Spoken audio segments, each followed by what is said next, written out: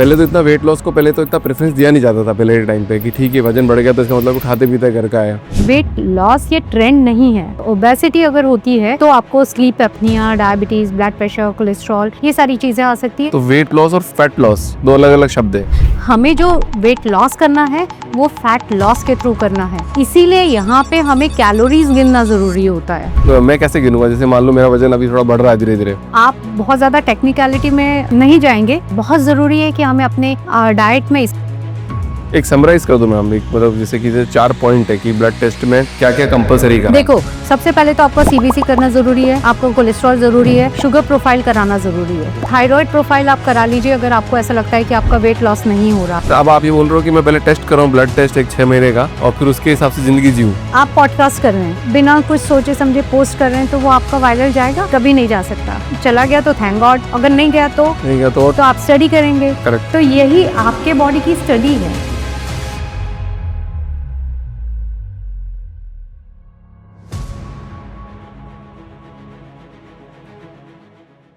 Doctor कंचन ma'am, आपका बहुत बहुत स्वागत है द फाउंडर्स ड्रीम के अंदर। मैम कैसे है मैम, क्या हाल है आपके? बिल्कुल ठीक है, कैसी चल रही लाइफ? बिल्कुल बहुत ही बढ़िया, बेहतरीन। मैंने एक पॉडकास्ट किया था कुछ टाइम पहले, एक आलू पराठे का और वेट लॉस प्रोग्राम का एक सर आए थे, बिल्कुल। तो उनसे बात करी और वो वीडियो वायरल हुआ हाँ जी। और वो वीडियो आपने भी देखा और आपको लगा कि एक अभिषेक के पॉडकास्ट पे चलना चाहिए कि बहुत नेगेटिव कमेंट आए हैं तो उसको पॉजिटिव कर सके। सही है या गलत है? हाँ, सही है। अच्छा मैम, थोड़ा सा अपने बारे में बताएंगे आप, मतलब आपकी जर्नी कहाँ शुरू हुई और अभी आप क्या कर रहे हैं? बिल्कुल। मेरा नाम डाइटिशियन कांचन पटवर्धन है। मैंने 1996 में मैंने अपना एमएससी फूड्स एंड न्यूट्रिशन किया हुआ है। उसके बाद में मैं सबसे पहले कॉलेज में एज अ लेक्चरर अपॉइंट हुई थी। फिर आफ्टर मैरिज मैं मुंबई शिफ्ट हुई 97 में, एंड उसके बाद में मैंने स्लिमिंग सेंटर्स, हॉस्पिटल्स, इस तरह से काम किया। देन काफ़ी सालों तक काम करने के बाद 2008 में आई हैव रियलाइज्ड, मतलब ये रियलाइजेशन सही मायने में मेरे हस्बैंड ने ही मुझे कराया कि जब आप दूसरों के लिए काम कर सकते हो तो आप खुद के लिए भी काम कर सकते हो।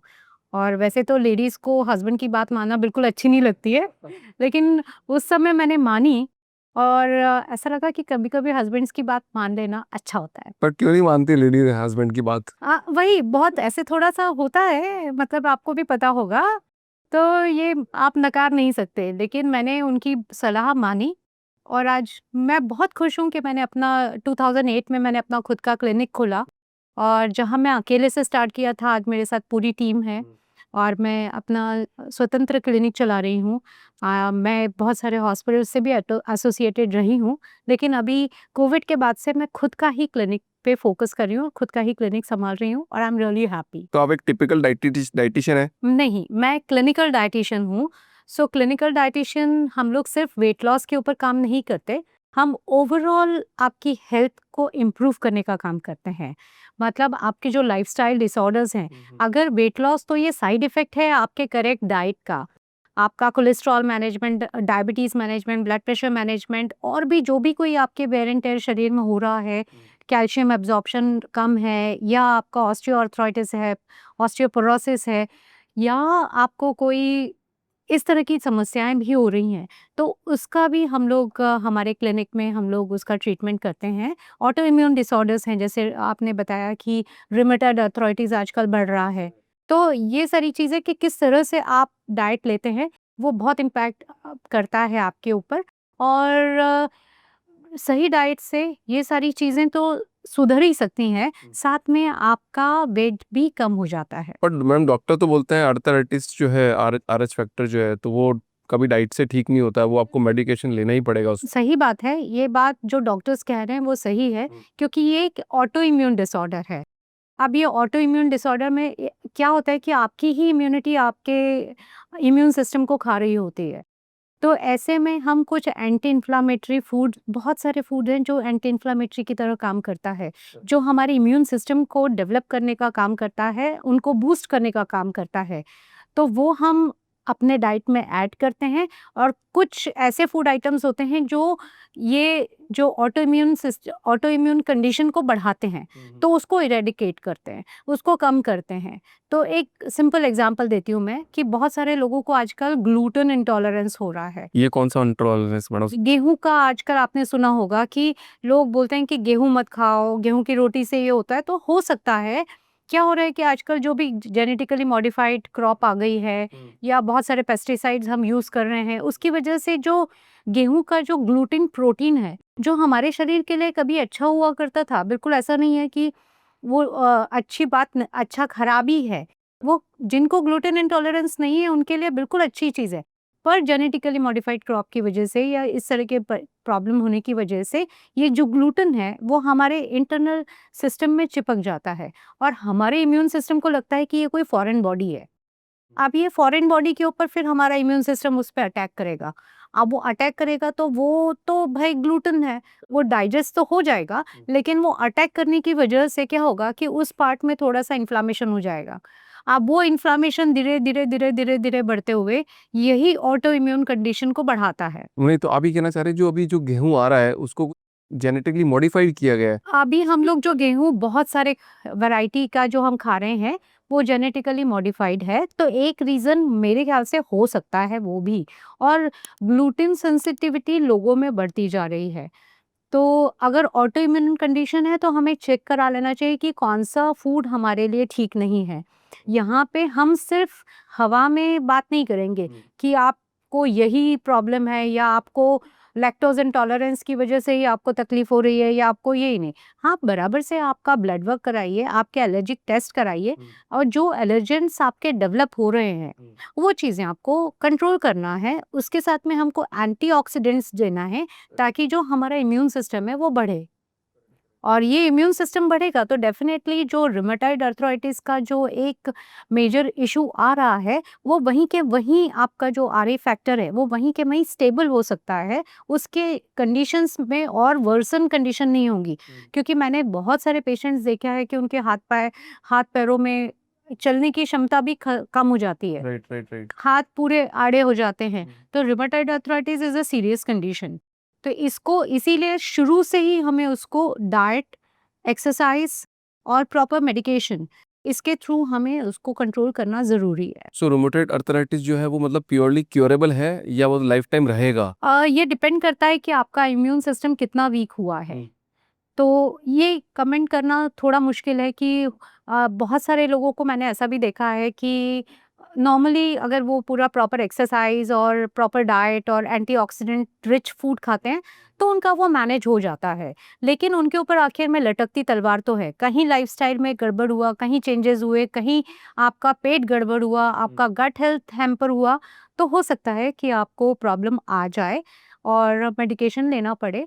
लेकिन आप उसको अगर प्रॉपरली मैनेज कर पा रहे हैं तो आप लॉन्ग टर्म तक के बिना मेडिसिन्स के भी रह सकते हैं। लेकिन ये सलाह मैं नहीं दे सकती, ये डॉक्टर ही आपको चेक करके बताएंगे कि whether you should take medicines और नॉट। मैडम अभी वेट लॉस की बात कर रहे हैं तो एक बात बताओ कि पहले तो इतना वेट लॉस को पहले तो इतना प्रेफरेंस दिया नहीं जाता था पहले के टाइम पे कि ठीक है वजन बढ़ गया तो इसका मतलब खाते पीते घर का है। तो क्या आज इंडियंस हम लोग खाना खाना भूल गए हैं या सिर्फ कैलोरी के चक्कर में रह गए हैं कि कैलोरी इतने नाम से कैलोरी खानी 20 ग्राम कैलोरी 50 ग्राम कैलोरी खाएंगे, हैं आलू पराठा नहीं खाएंगे?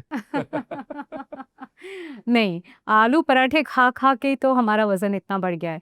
हम खाना खाना नहीं भूले हैं, लेकिन कहीं ना कहीं हमारे खाने में कुछ डेफिशिएंसी डिसऑर्डर्स आ रहे हैं। वेट लॉस ये ट्रेंड नहीं है। क्या आप जानते हैं कि obesity is the root cause of all the problems? मतलब आज के ज़माने में जो स्ट्रेस हो रहा है, जो आपको लाइफस्टाइल डिसऑर्डर्स हो रहे हैं, और ये सारा एक दूसरे को कंट्रीब्यूट करता है। जैसे स्ट्रेस की वजह से आपका वेट बढ़ सकता है, आपको हाइपरटेंशन हो सकता है, ब्लड प्रेशर, डायबिटीज़ की जैसी समस्याएं हो सकती है। उसी तरह से ओबेसिटी अगर होती है तो आपको sleep apnoea, diabetes, blood pressure, cholesterol, ये सारी चीज़ें आ सकती है। ये सब कॉमन पब्लिक भी जानती है। आप ये ओबेसिटी अगर हो रही है या किसी का सिर्फ 5 या 7 किलो वजन ज़्यादा है, तो ये जो वजन है ये एक पैरामीटर है। करेक्ट। करेक्ट। तो हमको किस कोई हर चीज़ का पैरामीटर होता है। जैसे अगर आपका किसी का ब्लड शुगर ज़्यादा है तो हम बोलते हैं 120 के ऊपर नहीं होना चाहिए, तो वो पैरामीटर हो गया। इसी तरह से आपका वेट आपको मेजर करना बहुत ज़रूरी है। तो उसी से हमको पता चलता है कि आपका बीएमआई कितना है, आपका बीएमआर कितना है और आपके बाकी के पैरामीटर्स क्या हैं। और जब ये पता चलता है तो ओवरवेट है या अंडरवेट है या ओबीस कैटेगरी में आ गए हैं, वो सब, और फिर ये पैरामीटर से ही हमें पता चलता है। तो इसलिए हमें वेट के ऊपर ध्यान देना तो डेफ़िनेटली ज़रूरी है। जो अगर आप बोल रहे हो कि नहीं वेट खाते-पीते घर का, तो फिर वो ग्रेजुअली बढ़ता जाएगा और फिर वज़न आज नहीं कल वो आपको समस्याएँ देने ही वाला है। धीरे-धीरे वेट बढ़ेगा, आपका विसरल फैट बढ़ेगा, सबक्यूटेनियस फैट बढ़ेगा, आपका ओवरऑल फैट परसेंटेज बढ़ेगा, धीरे से कोलेस्ट्रॉल बढ़ जाएगा, धीरे से ब्लड प्रेशर बढ़ेगा, धीरे से डायबिटीज़ आपको आ जाएँगी, तो क्या ही मतलब है? नहीं, बट वेट कंट्रोल कर लीजिए। जैसे मैम मैंने एक जो पॉडकास्ट किया था जिसमें, तो उन्होंने एक तर्क दिया था, उस पे आप थोड़ी अगर अपनी विचारधारा प्रस्तुत कर सकें, कि उन्होंने बोला कि एक आदमी है जिसके पाँव नहीं है, हुँ, ठीक है, और वो बेड पे बैठा हुआ है, तो बिल्कुल। मिनिमम एक्सरसाइज लेवल होता है आपका चलना, हाँ, कि आप वॉक करोगे एटलीस्ट, पर वो तो चल नहीं सकता। तो क्या वो आलू के पराठे खाएगा या फिर स्ट्रेस लेगा या फिर कुछ भी खाता रहेगा, रोज-रोज खाता रहेगा, जंक भी खाता रहेगा, तो क्या वो पड़ा-पड़ा एकदम फूल तो नहीं जाएगा? ऐसा तो पॉसिबिलिटीज़ होती नहीं है। तो आप क्या कहना चाहोगे? ये किसने कहा कि वो नहीं फूलना शब्द नहीं कह सकते हम, वेट गेन नहीं करेगा। हाँ। बैठे-बैठे डेफ़िनेटली उनका वेट गेन होना ही होना है, क्योंकि आपका मेटाबॉलिज़्म बैठ के स्लो हो जाता है। तो ये सारा खेल मेटाबॉलिज़्म का ही है। और अगर भगवान की कृपा है, अगर उस व्यक्ति का वेट गेन नहीं हो रहा है, इसका मतलब है उसका कि मेटाबॉलिज़्म उसका स्ट्रॉन्ग है।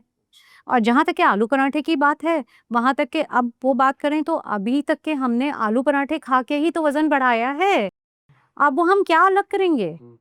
आप बता दीजिए मुझे कि हम पहले भी आलू पराठे खा रहे थे, उसकी वज़ह से हमारा वेट गेन हो गया है, फिर उसके बाद में हम फिर से आलू पराठे खाए वज़न को कम करने के लिए।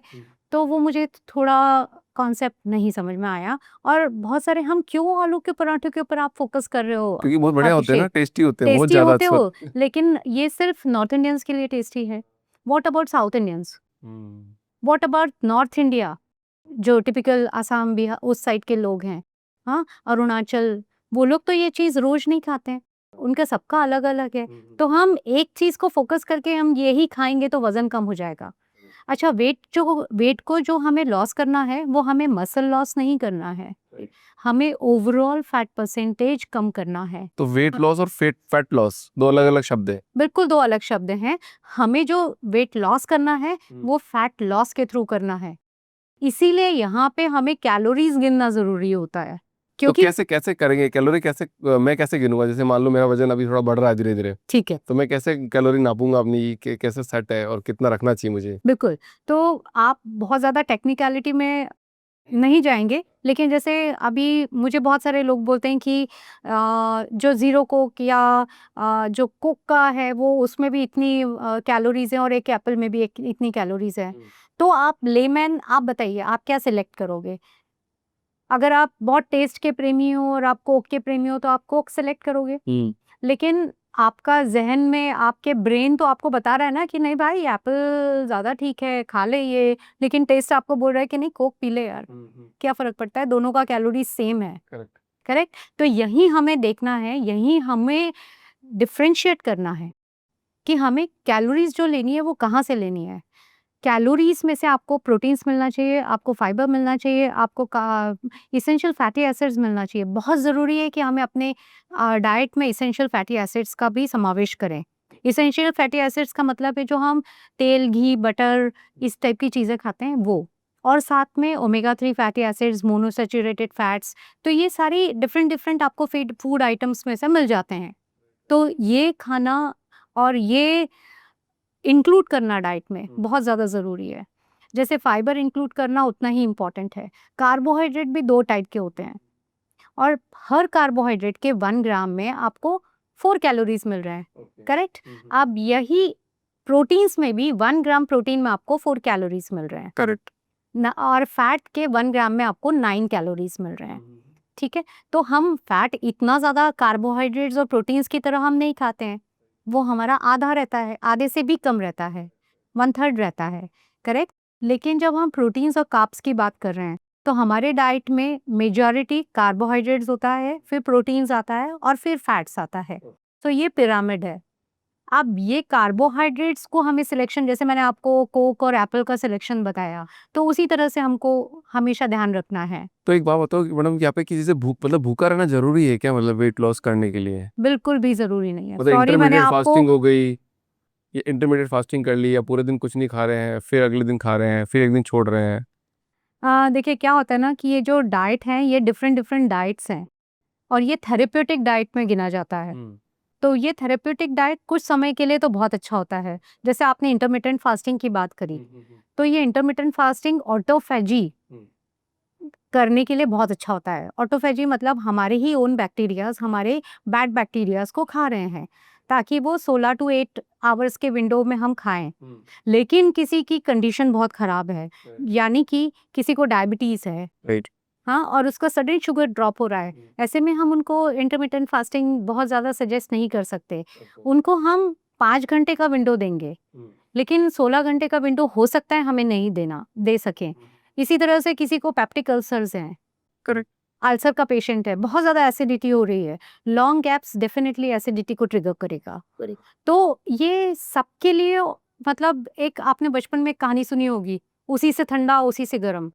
मतलब ठंड में एक आलू वो बच्चा फूँक-फूँक के खा रहा है क्योंकि उसको ठंडा करना है, और वही अपने हाथ को वो रगड़ के फूँक के गरम कर रहा है। तो ये तो ये उसी से ठंडा उसी से गरम कॉन्सेप्ट पे ही है। ये आपके लिए अच्छा है, लेकिन हो सकता है आपके लिए अच्छा नहीं है। तो ये तो परेशानी नहीं मैडम, ये तो बहुत मतलब एक पर्टिकुलर चीज़ हो गई। मतलब अभिषेक व्यास के लिए अगर कुछ चीज़ सर्च करनी हो पर्टिकुलरली, तो उसको पूरी दुनिया घूमनी पड़ेगी पहले तो। नहीं समझना पड़ेगा कि कहाँ जाए, किसके पास जाए और कैसे समझे। मेरा तो फिर सिंपल फिलोसफी है, बस खाओ पियो, जितना खा सकते हो उतना खाओ, नहीं खा सकते हो मत खाओ। बिल्कुल सही बात है। नहीं, तो बिल्कुल सही बात है। आप अपने गट को सुन रहे हैं, इसका मतलब है। हाँ, तो अगर आपको कोई प्रॉब्लम नहीं है, आपका गट हैप्पी है, आपको एसिडिटी, कॉन्स्टिपेशन, गैस, ब्लोटिंग जैसी समस्या नहीं आ रही है, तो आप कंकड़-पत्थर भी खाएँगे तो वो पचा लेंगे। और आपके बॉडी को आप उस तरह से ट्रेन करिए कि आपके डाइजेशन को इम्प्रूव करना बहुत ज़्यादा ज़रूरी है। राइट, सारी समस्या तो पेट से ही है। समस्याएँ पेट से ही स्टार्ट होती हैं, तो पेट से समस्याएँ अगर स्टार्ट हो रही हैं, तो उसके ऊपर हमें गट क्लींजिंग, गट इम्प्रूवमेंट, गट माइक्रोबियोम इसको ठीक करना ज़रूरी है। अच्छा मैडम, एक ट्रेंड चल रहा है अभी इंटरनेट पे कि है ना, आपका जितना वजन है, मान लो 60 किलो वजन है आपका, उसमें एक जीरो ऐड करो और उतने ग्राम फ्रूट्स लेके आप खाना स्टार्ट कर दो। तो क्या खा लें? वही बात है ना कि कितने दिनों तक आप खा रहे हैं, हाँ। क्योंकि आपको पता होना चाहिए कि फ्रूट्स आखिर होते क्या हैं। तो आपके एक लेमैन से अगर मैं आपसे पूछूँ कि आप फ्रूट्स क्या हैं? क्यों आप खाते हैं? तो आप क्या आंसर मुझे तो करोगे? टेस्ट लगता अच्छा लगता टेस्ट है बस। अच्छा लग रहा है, ठीक है, मीठे-मीठे हैं। तो अब ये मिठास आती कहाँ से है? ये मिठास आती है, और बहुत सारे लोगों का ये भी कहना है कि इससे शुगर बढ़ जाती है। तो इंस्टेंट शुगर नहीं बढ़ती है। एक मैं इसमें क्लैरिफ़िकेशन देना चाहूँगी। क्यों? क्योंकि इसमें जो होता है 98% इसका जो है वो फ्रुक्टोज़ है, और और उसमें ग्लूकोज़ भी होता है, और सुक्रोज़ भी होता है। तो ये 3 कॉम्बिनेशन से फ्रूट की जो स्वीटनेस आती है, तो हमारे ब्लड में जब हम ब्लड पैरामीटर में चेक करते हैं, तो ब्लड ग्लूकोज़ रहता है। तो इसके लिए वो ब्लड को डायरेक्टली आपके इंसुलिन को या इसको स्पाइक ना करते हुए आप उसको खा सकते हैं। प्लस मैं इसका साइंटिफिक आपको बताती हूँ कि फ्रूट्स जब हम खाते हैं तो हमें सिर्फ मिठास नहीं मिलती, इससे हमको मिलते हैं एंटीऑक्सीडेंट्स। जो हमारे ऑक्सीडेटिव स्ट्रेस, आप जो बोल रहे हो कि मेरे को बहुत स्ट्रेस होता है, आप दिन भर यहाँ पे पॉडकास्ट कर रहे हैं, कहीं न कहीं आपके back of the mind stress तो होगा कि अच्छा हो रहा है, नहीं हो रहा है। तो ये स्ट्रेस भी कहीं न कहीं आपके ऑक्सीडेटिव डैमेजेस को बढ़ा रहा है। प्लस जो आप खाना खा रहे हैं, सुबह से लेके शाम तक के अगर आप गिनने बैठे ना, तो इतनी सारी प्रोसेस्ड चीज़ें नोइंगली अननोइंगली हम खा रहे हैं। तो ये प्रोसेस्ड फूड, ये पास्चुराइज्ड जितने भी डिब्बाबंद पदार्थ हैं, ये कहीं न कहीं हमारे हेल्थ पे नेगेटिव इम्पैक्ट करते हैं और ऑक्सीडेटिव स्ट्रेस को बढ़ाते हैं। तो ये जो एंटीऑक्सीडेंट्स हैं, फ्रूट्स में जो पाए जाते हैं वो ऑक्सीडेटिव डैमेजेस से हमको प्रिवेंट करते हैं। तो ये एक मेजर रोल प्ले करता है फ्रूट्स। प्लस इसमें विटामिन्स होते हैं, मिनरल्स होते हैं और फाइबर होता है। इसीलिए हम लोग बोलते हैं कि फ्रूट जूस मत पीजिए, आप अक्खा फ्रूट खाइए। फ्रूट जूस नहीं पिए? फ्रूट जूस नहीं पीना है, मतलब क्योंकि जैसे मान उसमें लो से बनाना शेक हो गया, या फिर वो आपको क्या बोलते हैं वो अलग बात है। संतरे का, देखिए, वो संतरे का संतरे का जूस। जूस बना के आप उसको छान के पी रहे हैं तो वो गलत है, क्योंकि उसमें से फाइबर आपने पूरा ही निकाल लिया। मैडम पूरे बचपन से यही पी रहे हैं, मतलब जब भी बीमार होते थे पापा बोलते थे एक मौसमी का जूस लेके पी ले, अभी ठीक हो जाएगा थोड़ी देर में। और बिल्कुल। डॉक्टर भी यही बोलता था बाहर जाके कि पहले तो जूस पी के आओ। हाँ, ब्लड देते थे तब भी डॉक्टर बोलता था पहले तो बाहर जाके जूस पी के आओ। जूस पी के आओ। आज भी यही चलता है, आज पर भी आप यही मना कर चल रहे रहा हो। है। हाँ, तो अब आपने क्या कहा कि जब बीमार पड़ते थे, तो बीमार पड़ते हैं तो हमें किस चीज़ की ज़्यादा ज़रूरत पड़ेगी? एनर्जी सी है। एनर्जी की और एंटीऑक्सीडेंट्स की। अब आप 3 संतरे एक साथ खा सकते हो, 3 अनार का जूस एक साथ 3 अनार एक साथ खा सकते हो जब आप बुखार में हो?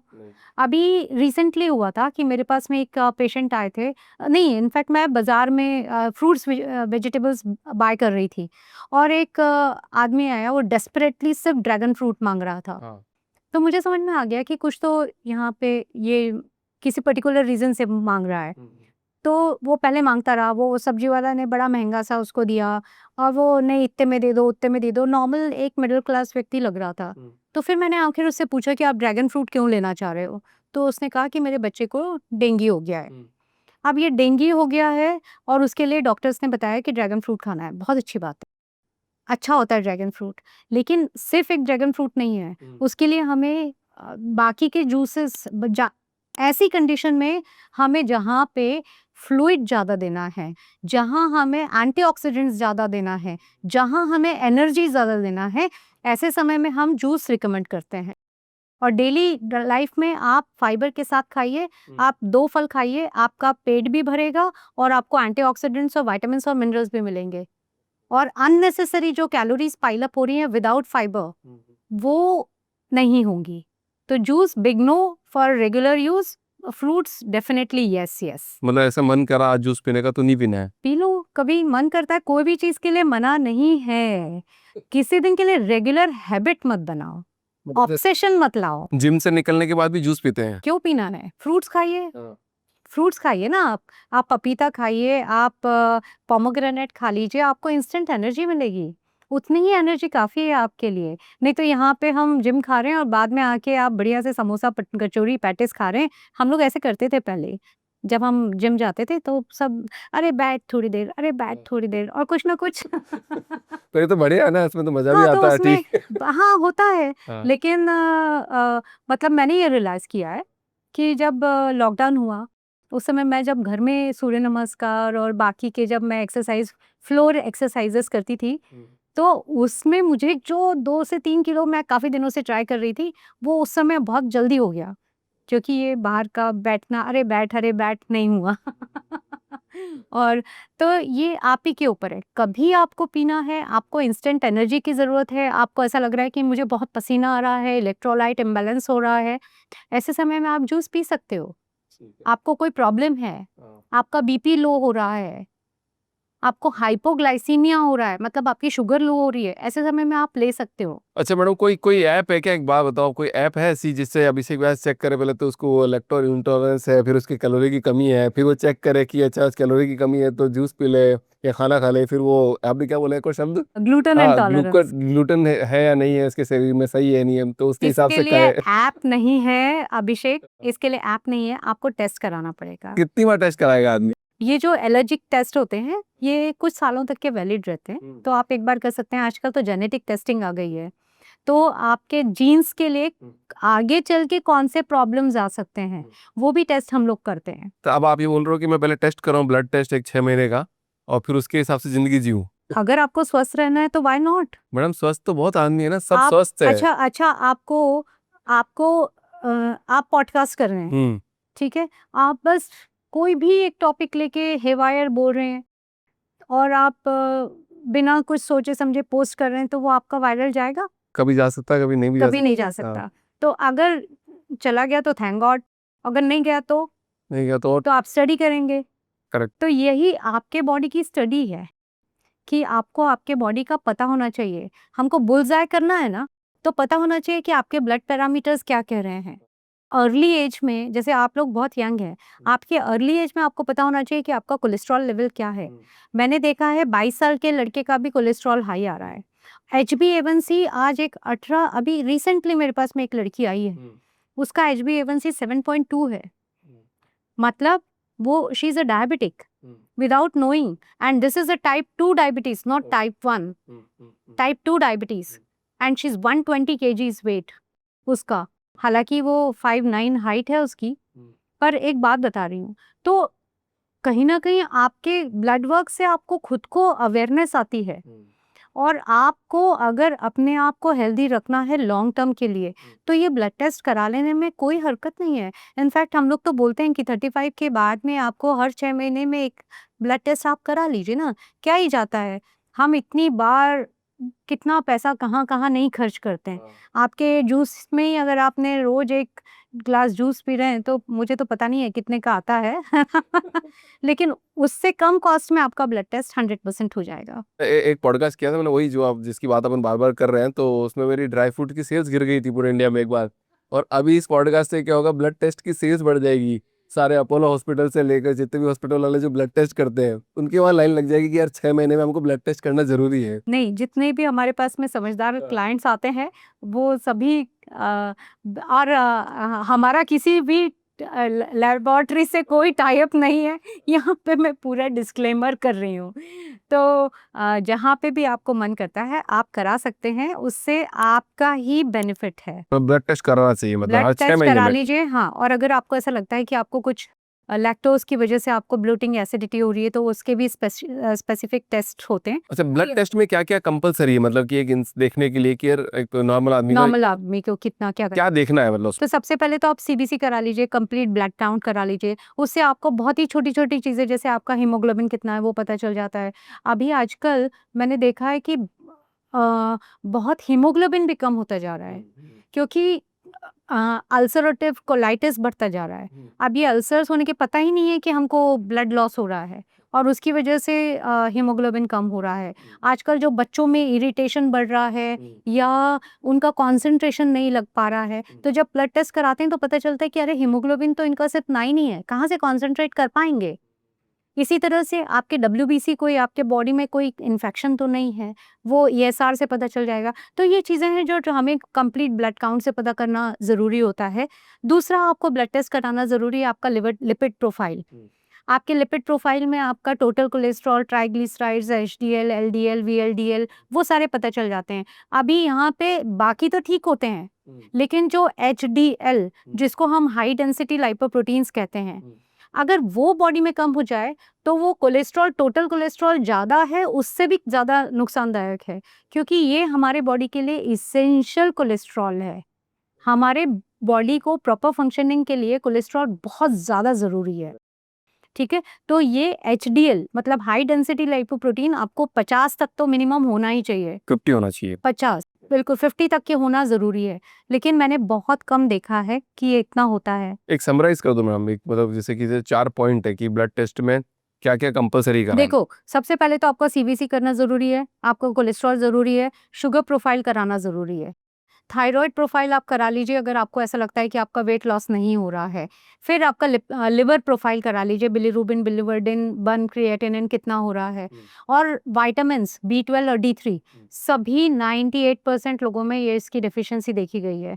और ये बेसिक है, अगर आपको स्ट्रेस बहुत ज़्यादा है तो CRP, HSCRP वो आप एडिशनल करा सकते हैं।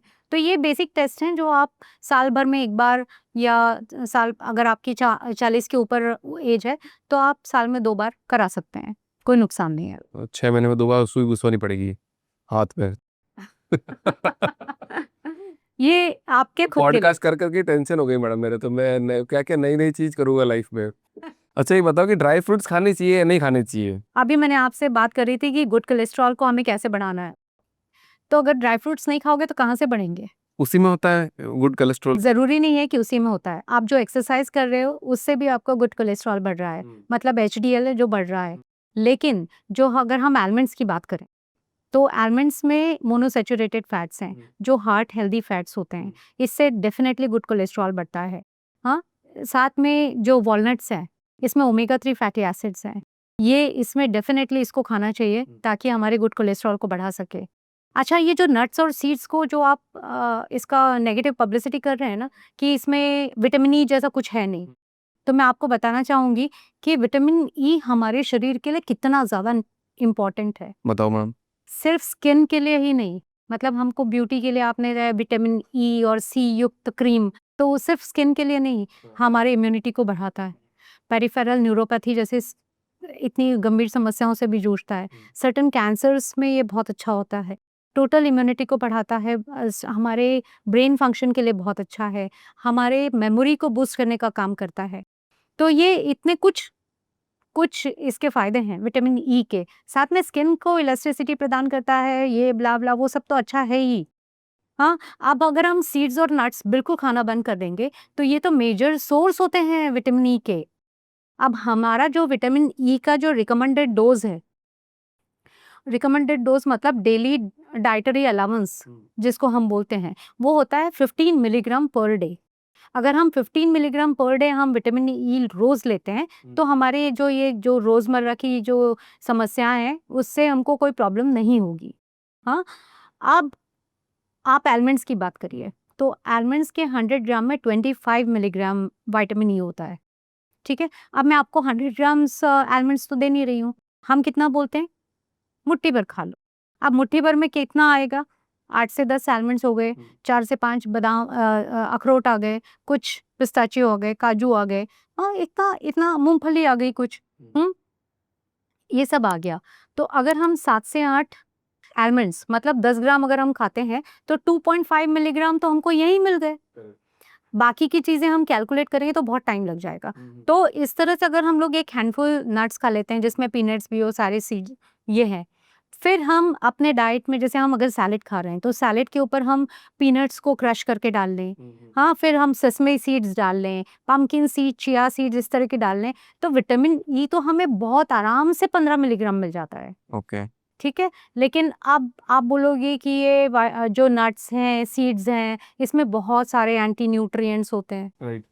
तो प्रॉब्लम होगा तो उसका सॉल्यूशन तो होगा ही होगा। तो ये आलमंड्स को आपकी मम्मी ने आपको ब्रेन के डेवलपमेंट के लिए दिया होगा कि याददाश्त अच्छी हो जाएगी। होती है ना? हुई तो तो नहीं आज तक। उसके लिए वाह! मैडम नहीं, नहीं हुई? तो फिर इतने क्वेश्चंस याद कैसे रख याद नहीं कर रहा हूँ, बहुत मुश्किल होती है। ठीक है। तो हम लोग आपकी मम्मी आपको क्या करती थी, रात को बादाम को भिगोती थी और वो दे देती थी। तो जो इसके जो फाइटेट्स हैं, वो भिगोने से, इसको रोस्ट करने से निकल जाते हैं। तो आप सेफली कंज़्यूम कर सकते हैं। मैं तो रोस्ट करती हूँ। मतलब छिलका उतार के खाना चाहिए छिलका उतार के खा लीजिए, ज़्यादा अच्छा है। उसमें फाइटेट्स थोड़े आ जाते हैं, बादाम। वो बादाम में। इसी तरह से अगर आप अखरोट को भी, अखरोट की तासीर गर्म होती है, तो अगर आप उसको पानी में भिगो लेते हैं तो व्हाई नॉट ना, एक पानी में भिगो के और थोड़ा फूल जाता है तो वाटर भी उसमें आपके साथ अंदर चला जाता है। तो आप वो भी खा सकते हैं, अखरोट भी खा सकते हैं, पिस्ता भी खा सकते हैं। पिस्ता तो आप चाय के साथ, मतलब आपको आपके हाथ को रोकना पड़ता है, रोकना पड़ता है, इतना हाँ। टेस्टी हो जाता है। ये बात तो सही कह रहे हो। हाँ, तो लेकिन ये देखिए, ये जितने भी नट्स और सीड्स हैं, इसमें ये इससे ऑयल सीक्रेट होता है, इससे ऑयल भी बनाया जाता है जो विटामिन ई रिच है। और ये इस बहुत ही कैलोरी डेंस है, इसीलिए हम इसको बहुत ज़्यादा नहीं खाते। लेकिन जब हम इसकी मुट्ठी भर भी खा लिया ना, तो आपको 3 से 4 घंटे भूख नहीं लगी। Right, right, right. तो वो आपका करीब-करीब 150 से 200 कैलोरीज़ में 3-4 घंटे अगर आपका सस्टेन हो रहा है और आपको सारे एसेंशियल मिनरल्स मिल रहे हैं, सारे कैल्शियम भी मिल रहा है, मैग्नीशियम भी मिल रहा है, ज़िंक भी मिल रहा है, सेलेनियम भी मिल रहा है और आयरन भी मिल रहा है, तो आप क्या प्रेफ़र करेंगे? आलू पराठा या ये? हम वहीं घूम फिर के आपके आलू पराठे पे आ रहे हैं। दुर्गेश, ड्राई फ्रूट्स लेके आ जाना थोड़ा मेरा आज। आज से वापस खाना चालू करूँगा, मेरा मन कर। बिल्कुल खाइए, बिल्कुल खाइए। मैंने अभी मैंने खुद भी एक अभी रील बनाई थी कि नट्स और सीड्स खाइए बिना, नहीं क्या कुछ ऐसे राइमिंग खुद ही बना लिया था, खाना बिना डर के। मैं तो रोज़ खाती हूँ, आप भी खाइए। हाँ। थोड़ी चाय की बात भी करते हैं मैडम। आपने सुबह आते ही एक जिंजर की चाय भी और बोला अभिषेक की बहुत बढ़िया चाय बनवाई। हाँ, तो मैं भी बहुत चाय पीता हूँ, दिन में 10 चाय पी लेता हूँ। नहीं, इतना तो अतिरेक हो जाएगा। अति सर्वत्र वर्ज्यते। आप एक अदद चाय, अदरक वाली चाय, इससे अगर आपका मूड बन रहा है तो 1 आध कप, 2 कप नुकसान नहीं करेगा, लेकिन बहुत ज़्यादा आपको एसिडिटी क्रिएट कर सकता है।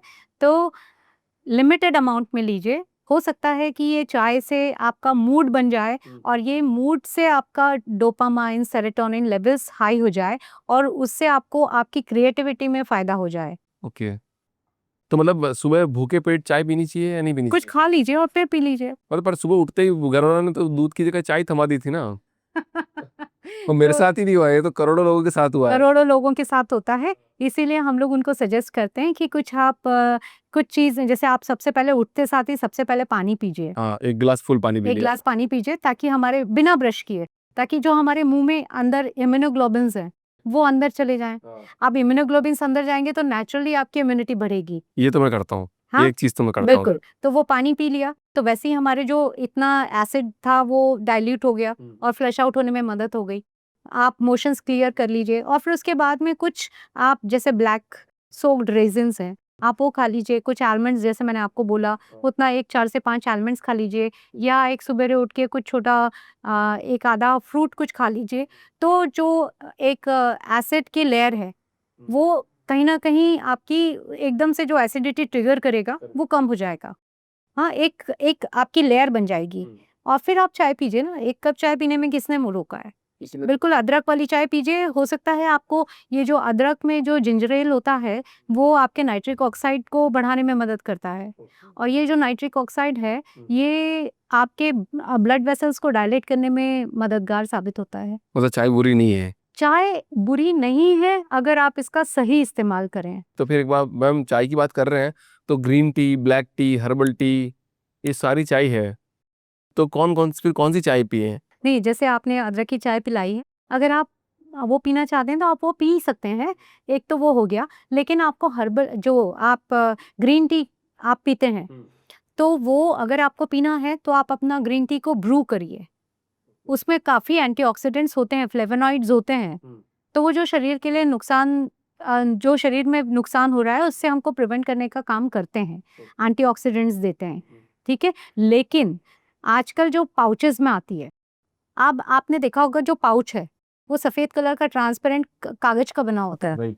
हाँ, अगर आपने एक टिश्यू पेपर लिया, आपने बॉइलिंग वाटर में डाला, क्या होगा? वो फैल जाएगा, फूट जाएगा, तुरंत ही ऐसे अजीब-सा हो जाएगा। पर ये जो टी बैग है वो फूटता है? नहीं। उसको हम बॉइलिंग वाटर में डालते हैं, फिर उसको ट्विग से निचोड़-निचोड़ के उसको पीते हैं और वो फटता नहीं है। और वो फटता नहीं है। नहीं। क्यों फटता नहीं है?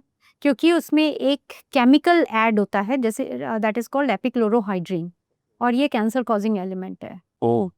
तो इसके लिए हमें ध्यान में रखना है कि किस टाइप का, क्योंकि आजकल कपड़े से बने हुए बैग्स भी मिल रहे हैं, या तो आप वो सिलेक्ट करिए जिसमें इस तरह की कोटिंग नहीं है, या फिर आप अपना ग्रीन टी लाइए और उसको बढ़िया से ब्रू करिए अगर आपको ग्रीन टी का शौक है तो, और वो पीजिए अगर आपको पीना है। बहुत लोगों को, जैसे आपने कहा मैं 8 से 10 कप चाय पी लेता हूँ, तो उसकी जगह पे आप अगर ग्रीन टी, गर्म पानी ग्रीन टी लेंगे तो आपको उससे गर्म पानी मिल जाएगा और आपको एंटीऑक्सीडेंट्स भी उसमें कुछ मिल जाएँगे और वो आपको एक आप दिन भर एसी में बैठे हैं, तो आपका हाइड्रेशन भी थोड़ा बढ़ जाएगा। साथ में बहुत ज़्यादा उसमें ग्रीन टी डालने की ज़रूरत नहीं होती है।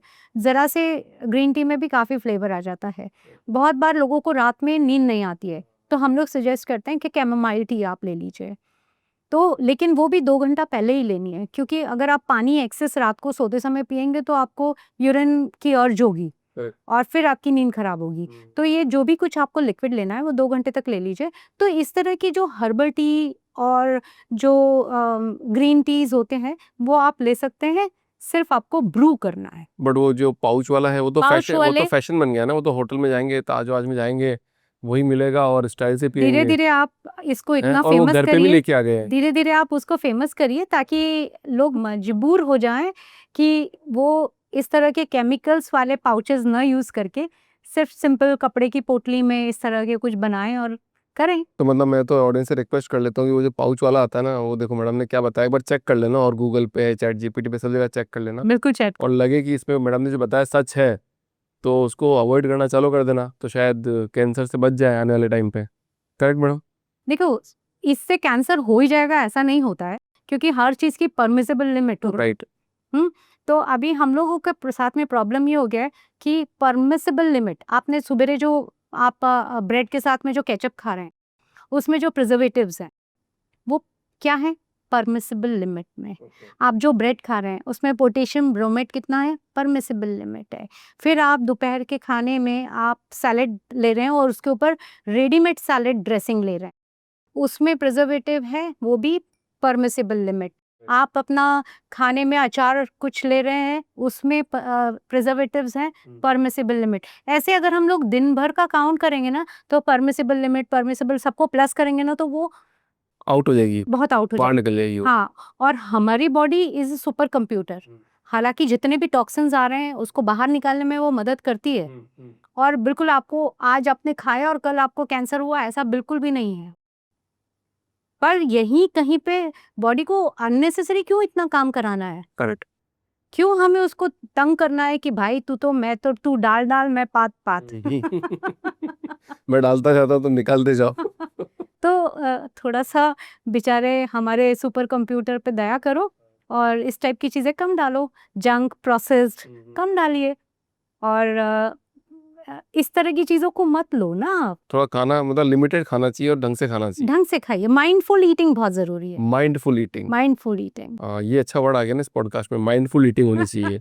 कि क्या खा रहे हो सोच समझ के खाओ, कि भाई सोच कि ये समझ मेरे के शरीर खाइए, में जाना चाहिए नहीं जाना चाहिए। बिल्कुल। बहुत बढ़िया। कल मैंने चिप्स का पैकेट खाया था, बुरा लग रहा मुझे बहुत। वो भी देखिए रात में भूख लग रही थी। अभी चिप्स की बात आई है, तो जो डिब्बा बंद चिप्स हैं पता नहीं कब बने थे। हमारे यहाँ पे भी पुराने समय से घरों में गर्मियों में चिप्स बनते थे, हाँ। लेकिन वो उसको आलू को छीला जाता था, उसके चिप्स बनाए जाते थे, उसको पानी में और सुखाए जाते थे। तो कहाँ इसमें प्रिजर्वेटिव आ गया? आप बना लीजिए घर पे और खाइए, कोई दिक्कत नहीं है। आलू लाए, उसको एकदम पानी में भिगोया, फिर छीले उसको, मतलब एकदम बढ़िया चिप्स की शेप में छीले, ऊपर छत पे जाके कपड़े पे सुखाए, फिर वो सूख जाते तो उनको निकाले, उसको बॉईल भी करते हैं, क्योंकि मैंने ये सारे काम किए हुए हैं अपनी मम्मी के साथ में, उनको बॉईल करके निकाले। और फिर उसको सुखाते हैं, हाँ। और इसको आप तल के खा सकते हैं। कभी भी हम लोग ये नहीं बोलते हैं कि डाइटिशियंस की आप तला हुआ मत खाओ, ये मत खाओ। कभी-कभी आपको खाना है तो आप खा सकते हो। आलू से मेरे को कोई परहेज़ नहीं है। वो भी एक वेजिटेबल है, एक अदद वेजिटेबल है, बेचारा वो पानी की तरह है, जिसमें मिला लो उसका रंग हो जाता है। लेकिन सिर्फ वही खाना गलत है। और इस पॉडकास्ट में देखो बहुत मजा तो आ रहा है, पर कुछ टाइम लिमिट है, तो कुछ सवाल और है मेरे पास आपके लिए। ठीक है, तो एक बहुत बड़ा सवाल ये है कि जो एल्डर्स हो जाते हैं, मतलब थोड़ा 50 के ऊपर चले जाते हैं, तो उनकी बोन्स कमजोर होना चालू हो जाते हैं। हाँ, और ऐसे बोलते हैं कि ठीक है एज के साथ तो कमजोर होंगे ही, तो कुछ कॉमन मिस्टेक करते हैं खाने में जिसकी वजह से अपने जो बोन्स है वो कमजोर होना चालू हो जाते हैं। बिल्कुल। सबसे बड़ा मिस्टेक तो ये होता है कि हम अपना इग्नोरेंस करते हैं, एल्डरली लोग, कि गैस हो रहा है कोई बात नहीं, कॉन्स्टिपेशन हो रहा है कोई बात नहीं, सभी को होता है, और चूर्ण वूर्ण खा के वो उसको ईज आउट करते रहते हैं। लेकिन हम अपने गट हेल्थ को इम्प्रूव करने की तरफ ध्यान नहीं देते हैं। बहुत बार ऐसा देखा गया एल्डरली में। अब जब तक कि आपके पेट में अगर गैस है, मतलब ही आपका पेट में आपका जो फूड है वो सड़ रहा है, और उसकी वजह से गैस हो रही है, आपको फार्टिंग हो रही है, आपको बर्ब्स आ रहे हैं, आपको कॉन्स्टिपेशन हो रहा है, या आपको डायरिया हो रहा है। ठीक है? तो ऐसे में हो सकता है कि आपका एब्ज़ॉर्प्शन पुअर हो जाए। तो हमें सबसे पहले तो हमारे डाइजेशन को इम्प्रूव करने के लिए इस तरह का खाना खाना है। बहुत ज़्यादा रॉ एल्डरली एज में खाना नहीं चाहिए, लेकिन फाइबर युक्त खाना खाने से उनको हो, तो उसमें बहुत ज़्यादा रॉ सैलेड की जगह उन्हें हमको सूप देना चाहिए। तो वो एक कुक्ड फॉर्म में आ जाए। ब्रांड्स की जगह सॉल्युबल फाइबर देना है, जो ग्रेजुअली आपके सिस्टम को क्लीन करेगा और आपके गट फ्लोरा का इम्प्रूव करेगा। बहुत सारे एल्डरली लोग दूध और दही से परहेज़ करते हैं, कि दही से उनको सर्दी हो जाएगी, या जो भी उनका रीज़न रहता है। तो ऐसे में कैल्शियम डेफिशिएंसीज़ बहुत कॉमन देखी गई है एल्डरली लेडीज़ में। वैसे ही मेनोपॉज़ के बाद में, प्री मेनोपॉज़ल कंडीशन से लेके, मतलब 40-45 की उम्र के बाद से ही उनका जो नेचुरल बॉडी में ईस्ट्रोजन हार्मोन रहता है, वो धीरे-धीरे डिप्लीट होने लगता है। अब मेनोपॉज के बाद में तो काफ़ी कम हो गया होता है। अब ये जो ईस्ट्रोजन हार्मोन का एक काम ये भी रहता है कि वो बॉडी में जो प्रेज़ेंट कैल्शियम को प्रोटेक्ट करता है और एब्ज़ॉर्प्शन को बढ़ाता है कैल्शियम के। अब अब अब ईस्ट्रोजन नेचुरली कम हो रहा है बिकॉज़ ऑफ मेनोपॉज़। तो इसलिए हमें इस तरह का फूड खाना है जिसमें हमें फाइटोएस्ट्रोजन नाम के जो कंपोनेंट है वो मिले, जो एस्ट्रोजन हार्मोन की तरह काम करता है। तो बहुत सारे फूड हैं, जैसे सोयाबीन है, आप फ्लैक्स सीड्स हैं, चिया सीड्स हैं, पम्पकिन सीड्स हैं। इसमें फाइटोएस्ट्रोजेंस काफ़ी अच्छी मात्रा में पाया जाता है। टोफू है, हाँ, ये फाइटोएस्ट्रोजेंस अच्छा होता है। तो इसीलिए हम लोग बोलते हैं कि ये चीज़ों को भी आप लीजिए। हाँ, और ये चीज़ आपके पेट को बहुत ज़्यादा प्रॉब्लम नहीं देगा और साथ में आपके पेट के लिए भी जेंटल रहेगा। कुछ चटनियाँ हैं, जैसे फ्लैक्स सीड की चटनी, हाँ, फिर उसके बाद में हम लोग तिल की चटनी खाते हैं, ड्राई रोस्ट करके उसमें नारियल का बुरादा डाल के और उसकी चटनी बनाते हैं। तो वो चटनी आप अगर आपके डाइट में लेते हैं, एक चम्मच भी अगर आप अपने डाइट में लेते हैं, तो वो आपको एडिशनल कैल्शियम दे देता है। आप राजगिरे के लड्डू या राजगिरे की चिक्की या राजगिरे का पराठे का सेवन आप कर सकते हैं, जिसमें कैल्शियम बहुत अच्छी मात्रा में पाया जाता है। तो सिर्फ कैल्शियम लेना ही इम्पोर्टेंट नहीं है, उसका एब्ज़ॉर्प्शन को बढ़ाने के लिए विटामिन डी भी ज़रूरी है। तो विटामिन डी के लिए आप लेवल चेक कराइए। अगर बहुत ज़्यादा डेफ़िशिएंसी है, तो आपको सप्लीमेंटेशन करना है और साथ में 1 घंटा सन बाथ लेना ज़रूरी है। 1 घंटा सन बाथ। Sun bath. आप मॉर्निंग में 8 टू 9 अगर आप सन में बैठ सकते हैं तो और अच्छा, वॉक कर सकते हैं तो सबसे अच्छा, नहीं तो कम से कम आप बैठिए। साथ में अगर आपके जोड़ों में दर्द है, तो उसमें धूप में बैठ के आप अपने जोड़ों को थोड़ा खुला छोड़ के उसके ऊपर आप सरसों के तेल की मालिश भी कर सकते हैं। तो ब्लड सर्कुलेशन बढ़ेगा, विटामिन डी से कैल्शियम का एब्ज़ॉर्प्शन अच्छा होगा। डाइट में इस तरह की चीज़ें लें जिससे ईस्ट्रोजन लेवल नॉर्मल रहे और उससे कैल्शियम एब्ज़ॉर्प्शन अच्छा हो। ओवरऑल हमें एक कंप्लीट प्रोग्राम उनको देना है और साथ में एल्डरली लोगों को जो कैल्शियम रिक्वायरमेंट है, वो लगभग 1200 मिलीग्राम पर डे की ज़रूरत है। तो हम अगर सिंपल मिल्क अगर हम 1 ग्लास मिल्क ले लेते हैं तो उसमें भी हमको काफ़ी अच्छी मात्रा में कैल्शियम मिल जाता है। अगर मिल्क नहीं ले रहे हैं, आपको लैक्टोज़ इंटॉलरेंस है तो आप दही ले लीजिए। आप दही नहीं ले पा रहे हैं तो आप घर में बना हुआ पनीर ले लीजिए। एनालॉग पनीर बहुत मिल रहा है आजकल, बाहर का मत लीजिए, घर में बना लीजिए।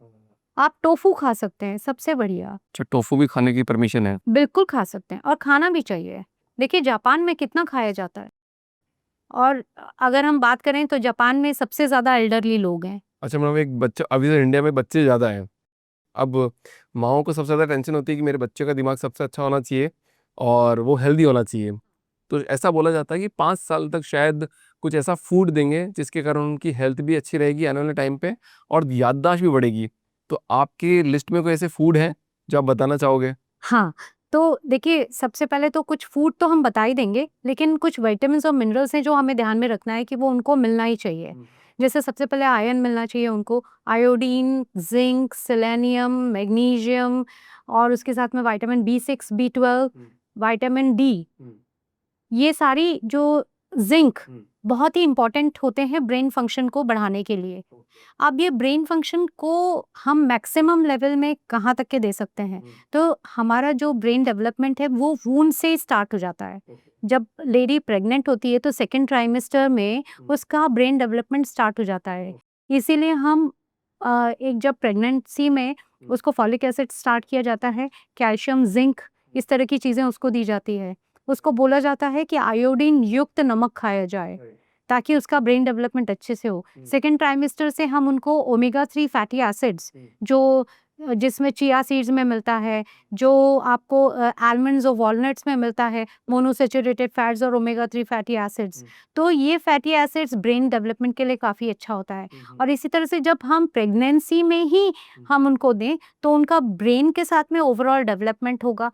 जब बच्चा पैदा होगा तो वो पूरा अच्छे से वो वेल डेवलप्ड और बहुत ही निरोगी उसकी काया रहेगी। और धीरे-धीरे जैसे-जैसे बढ़ता जाता है तो 5 साल तक की उम्र में उन लोगों का मैक्सिमम ब्रेन डेवलपमेंट हो जाता है। अब देखा गया है कि बच्चे जब मिट्टी खाते हैं या कुछ इधर-उधर की चीज़ें लिखते हैं, तो पेट में कीड़े हो जाते हैं। तो ऐसे में जब पेट में कीड़े हो जाते हैं, तो वो बहुत चिड़चिड़े हो जाते हैं, इरिटेशन हो जाता है और कई बार आयरन की डेफ़िशिएंसी देखी जाती है। तो उसके लिए ज़रूरी है कि उनको हम आयरन का सप्लीमेंट नहीं पर हम फूड के थ्रू दे दें। उनकी रिक्वायरमेंट बहुत छोटी होती है। तो हम जब उनको खाने में उनके दाल में पालक डाल दीजिए, आप उनके पराठों में हरी पत्तेदार सब्जियाँ डाल दीजिए, आप उनको फ्रूट्स रोज़ खिलाइए। क्योंकि जो आयरन खा रहे हैं तो उसमें जो विटामिन सी से उसका एब्ज़ॉर्प्शन अच्छा हो रहा है। तो आप फ्रूट्स उनको खिलाना शुरू करिए। दिन भर में 1 फ्रूट उनको कंपल्सरी खिलाइए। करेक्ट।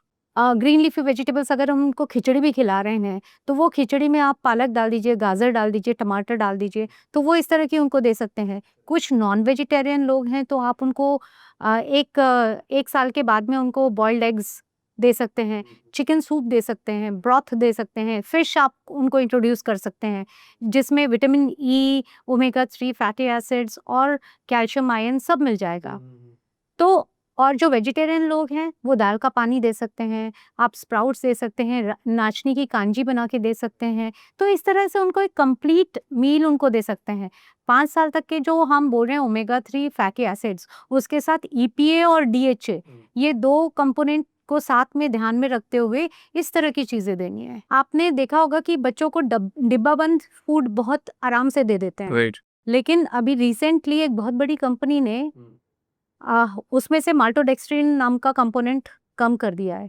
ये माल्टोडेक्स्ट्रिन का जो ग्लाइसेमिक इंडेक्स होता है वो 110 होता है। और वो क्या करता है, क्या बीमारी करता है वो? आगे चल के इंसुलिन रेजिस्टेंस को डेवलप करेगा और आपके बच्चे को अभी तो वो वेट गेन में मदद कर रहा है, लेकिन आगे चल के 100% आपके बच्चे को इंसुलिन रेजिस्टेंस देगा और आगे चल के प्रॉब्लम्स होंगी। तो माल्टोडेक्स्ट्रिन जैसे कंपोनेंट देखिए यूरोपियन देश में वो पहले से ही बैन था। हम इंडिया में तो सब चलता सब है। चलता है, कोई भी कुछ भी खा सकता हाँ, लेकिन अब इंडियन भी बहुत ही जागरूक हो चुके हैं और जागरूक होने की वजह से हमारे इंडिया में भी अब वो कंपोनेंट कम हो गया है। शुगर उसमें जो एडेड शुगर थी वो कम हो गई है। बच्चों को शुगर की कोई ज़रूरत ही नहीं होती है, क्योंकि जो आप खाना दे रहे हैं, उसमें ऑटोमेटिकली एंड प्रोडक्ट शुगर ही होगा। एनर्जी उनको उसमें से काफ़ी मिल जाती है। अननेसेसरी बहुत ज़्यादा शुगर के ओवरलोड से बच्चा आपका हाइपर एक्टिव हो जाएगा और चिड़चिड़ा हो जाएगा और ब्रेन फॉग जैसी कन्फ्यूजन जैसी चीज़ें भी उनको हो सकती है। है। मैम एक चीज़ वो बताइए कि इंडिया के अंदर ना लोग डॉक्टर के पास जाना पसंद करते हैं, पर डाइटिशियन के पास जाना पसंद नहीं करते हैं कि आप मेरी डाइट लिख दो। ऐसा क्यों? थोड़ा-सा कहीं न कहीं एक्सेप्टेंस की कमी है। लोगों को लगता है कि मैं डायटीशियन के पास जाऊँगी मतलब अब मुझे बॉइल्ड, टेस्टलेस खाना खाना है या मुझे सिर्फ़ सूप और सैलेड ही लेना है। तो वो ये थोड़ा-सा कहीं न कहीं आ जाता है। रिसेंटली की एक बात है कि मेरे पास में एक डॉक्टर उनकी मम्मी को लेके आना था उनको और उनको नया-नया डायबिटीज़ डिटेक्ट हुआ था। तो उनको आना था तो लिटरली 3 दिन तक रोईं, डायटीशियन नहीं। फिर उन्होंने जब वो मेरे पास आईं, तो आज वो मेरी बहुत अच्छी फ्रेंड बन गई हैं, क्योंकि उनको ये लग रहा था कि मैं उनको सिर्फ़ सूप पिलाऊँगी, पूरा टोटल टॉर्चर करूँगी। तो diet doesn't mean to eat boiled और tasteless food. Correct eating is dieting. इसीलिए हमें करेक्ट कॉम्बिनेशंस लेना है और प्रॉपर फूड बिल्कुल आपके टेस्ट को सैटिस्फैक्शन करके कर सकते हैं, ले सकते हैं। जैसे अगर आपको बहुत ज़्यादा किसी यंगस्टर्स को पिज़्ज़ा, बर्गर्स भी पसंद हैं, तो आप घर में भी कुछ चीज़ें बना सकते हैं। अभी रिसेंटली ही मैंने एक इंस्पायर होके मैंने एक पिज़्ज़ा बनाया घर पे। उसमें मैंने मेरे ही एक आटे का एक्टिव हेल्थ आटा करके एक आटा है, उसका मैंने बेस बनाया, घर में ही बनाया, तवे पे उसको सेका और उसके ऊपर बहुत सारी उसमें चटनी बनाई टोमेटो की घर पे ही। वो चटनी लगाई, काफ़ी सारी वेजिटेबल्स ऊपर स्प्रेड की, उसके ऊपर पनीर डाला और 2 क्यूब चीज़ घिस के डाले। कोई भी चीज़ बुरा नहीं है और ये इसको मैंने बेक किया और सारे इटालियंस हर्ब्स ये सब डाल के। तो आपको बिल्कुल डेफ़िनेटली आपके लाइफ़ में से स्पाइस को कम नहीं करना है, स्पाइसेस को ऐड करना है। राइट। तो वो आया इसलिए क्योंकि वो तारक मेहता का उल्टा चश्मा में आते हैं ना, वो तारक जी को खिलाती है उनकी वाइफ खाना, वो टेस्टलेस खाना करेले वालों को खिलाती है, तो वो वो बोलते हैं कि अरे यार मेरे को पूरा टेस्टलेस खाना खिला रहे हो। हाँ, तो शायद कहीं न कहीं ये हमारी नेगेटिव पब्लिसिटी है, लेकिन मेरा यूट्यूब भी चैनल है जिसमें मैं बहुत ही न्यूट्रिशियस और डिलीशियस रेसिपीज़ देती हूँ, क्योंकि आखिर में मैं एक माँ भी हूँ और मेरा जो बच्चा है वो बहुत ज़्यादा फूड क्रिटिक है। तो वो जब 3 साल का था उसने कहा था कि if you can't eat chicken don't force me to eat carrots. So मैंने कहा बाप रे! डील करना मुश्किल है। तो मैंने उसको उस तरह का खाना खिलाना शुरू किया कि जो वो उसको पसंद आए और टच वुड आज सामने रिज़ल्ट सामने है, he is 26 year old boy and मैं चिकन फिर भी नहीं खा रही हूँ लेकिन वो सारी वेजिटेबल्स खा रहा है। बहुत बढ़िया मैम। वैसे जितने भी फाउंडर्स देख रहे हैं, तो आप लोगों के लिए एक चीज़ है, मेरी तरफ से एक सलाह है, मान लेना कि भैया कि काम तो बहुत करते हो पर अपनी डाइट पे बहुत फोकस करना है। तो डाइटिशियन के पास जाके अपना एक बढ़िया डाइट चार्ट प्लान लिखवा सकते हो, जिससे आपको जो भी फूड मिलेगा उसकी आपकी हाई एनर्जी रहेगी और प्रोडक्टिव काम आप कर पाओगे। तो देख लो, मैम के पास भी जा सकते हो आप, और आपकी जहाँ इच्छा वहाँ भी जा सकते हो। अभिषेक, मैंने भी एक अभी अपना एक स्टार्टअप खोला है doctor nutri health products LLP के नाम से। और क्या होता है कि हम लोग दाल चावल सब्जी रोटी को हम छोड़ नहीं सकते। तो ये दाल चावल सब्जी रोटी में कई बार हमें पूरा न्यूट्रिशन नहीं मिलता है। इसके लिए हमने कुछ इस तरह के आटे बनाए कि हम अपनी रोटी को हमें छोड़ना ना पड़े, लेकिन हमें प्रोटीन्स पूरा मिल जाए, फाइबर पूरा मिल जाए, आयरन पूरा मिल जाए। इसी के साथ में हमने इसमें ध्यान रखा है कि हमने इसमें कोई भी प्रिजर्वेटिव्स या कोई भी शुगर, जैगरी, हनी इस तरह की चीज़ें हमने कुछ भी ऐड नहीं की है। और ये प्रोडक्ट्स हमने बनाए हैं, हमने 2 टाइप के आटे बनाए हैं, जिसको डाइबा केयर आटा और एक्टिव हेल्थ आटा, जो हाई प्रोटीन, हाई फाइबर और हाई आयरन आटा है। साथ में हमने एक मेटाबॉलिज्म बूस्टर बनाया है, जो आपके कोलेस्ट्रॉल, डायबिटीज़ और ब्लड प्रेशर को मैनेज करने के लिए और वेट को कम करने के लिए बहुत ही अच्छा होता है। साथ में हम एक एनर्जी बार और प्रोटीन लड्डूज़ भी बनाते हैं, जो आपके टेस्ट को सैटिस्फाई करते हैं without adding any sugar, jaggery और हनी। तो ये सब वेबसाइट पे मिलते हैं सारा? वेबसाइट पे मिल जाते हैं, आप अमेज़न पे भी ऑर्डर कर सकते हैं, सारे प्रोडक्ट्स अमेज़न, फ्लिपकार्ट पे भी अवेलेबल। सब अवेलेबल है? जी हाँ। इसमें कोई प्रिजर्वेटिव तो नहीं है, क्योंकि बहुत कोई टाइम तक रखना पड़ेगा प्रिजर्वेटिव ना नहीं है। उसको? नहीं, ये मेरा सबसे मेन यही कारण था कि जो भी मैं बनाऊँ, ज मतलब आटे में भी फ्री फ्लोइंग होने के लिए काफ़ी सारे इसमें प्रिजर्वेटिव्स और एडिटिव्स ऐड किए जाते हैं। हमारा आटा बिल्कुल फ्रेशली बनता है और हम फ्रेशली देते हैं और ये ब्लेंड है, इसमें फाइटोएस्ट्रोजेंस भी मिलता है, आपको फाइबर भी मिलता है, प्रोटीन्स इसमें काफ़ी अच्छी मात्रा में है और इस आटे का ग्लाइसेमिक इंडेक्स बहुत कम है, जिसकी वजह से आपका कोलेस्ट्रॉल, डायबिटीज़, ब्लड प्रेशर और वेट कम होता है। तो madam, welcome to the founders journey. Thank you so much. बहुत आगे बढ़े, wish you all the best ma'am. Thank ये यू सो स्टार्टअप मच। आपका बहुत ग्रो करे, और जो लोगों को आप हेल्प कर रहे हैं, तो उससे लोगों को एनर्जी मिलेगी, नए स्टार्टअप बनाएंगे, नया काम करेंगे, नया इनोवेशन लाएंगे। तो कंचन मैम देखो, अभी आपने पर 1 घंटा पॉडकास्ट किया, बट मेरे को लगता है कि कम से कम हमको 3-4 घंटे पॉडकास्ट करना चाहिए, क्योंकि जितनी आपकी एक्सपर्टीज है, जितना आपका नॉलेज है, वो 1 घंटे में सीमित नहीं किया जा सकता। So thank you so much ma'am for coming in this show. और मैं चाहता हूँ कि एक पॉडकास्ट हम और करें, बट थोड़ा लॉन्ग फॉर्म करें। विजय माल्या जी ने जैसा किया था, वो तो उन्होंने अपनी इमेज साफ करने के लिए किया, बट हम यहाँ पे लोगों को अवेयर करने के लिए पॉडकास्ट कर सकते हैं। बट थोड़ा बड़ा पॉडकास्ट करेंगे और बहुत सारी चीज़ें निकाल के लेके आएंगे कि लोगों को क्या करना चाहिए और क्या नहीं करना चाहिए। बिल्कुल। और आप मैडम, एक छोटा सी मैं थोड़ा लोगों को भी मैसेज देना चाहता हूँ, अगर आपकी परमिशन हो तो। सो मैडम, आप फाउंडर्स ड्रीम में आए हैं, और मतलब मैं आपके जज्बे को सलाम करता हूँ। अभी शायद कोविड के बाद आपकी आईसाइट थोड़ी सी वीक हो गई है, और आप स्टिल आज मेरे साथ बैठ के पॉडकास्ट कर रहे हैं। सो मुझे खुद को मतलब लग रहा है कि मैं कम काम कर रहा हूँ आज, अब मुझे शायद और काम करना चाहिए। सो मैं जितने भी फाउंडर्स हैं, अब उनको सबको ये बोलना चाहूँगा, फाउंडर्स टीम आप देखते हो और आपको लगता है कि लाइफ में चैलेंज आ रहा है, चीज़ें हो रही है, तो उन चीज़ों को, अब आई है तो आई है, बट आपको उनको ओवरकम करके आगे बढ़ना ही पड़ेगा। आपके पास कोई ऑप्शन नहीं है, क्योंकि एंटरप्रेन्योरशिप की जर्नी में अगर आप आए हो तो स्ट्रगल आपको मिलेगा, लोनलीनेस आपको मिलेगी, अकेलापन मिलता रहेगा, बट आपको काम हमेशा करते रहना है। Thank you so much ma'am for coming in this show. Yes. मज़ा आया आपसे बात करके बहुत। I hope you enjoyed the conversation. Yes. Thank you. Thank you so much for inviting me.